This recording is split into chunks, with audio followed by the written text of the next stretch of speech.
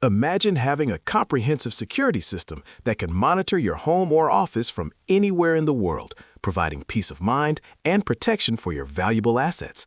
But with so many options available, it can be overwhelming to choose the right one.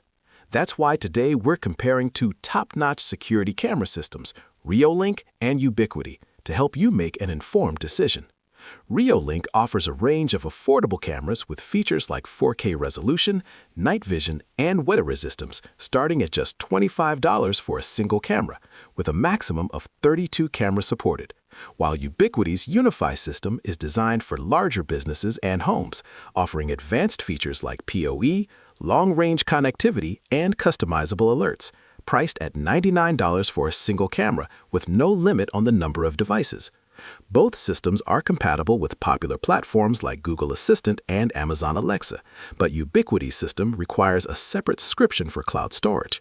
Reolink, on the other hand, offers free cloud storage for 2 days with optional upgrades.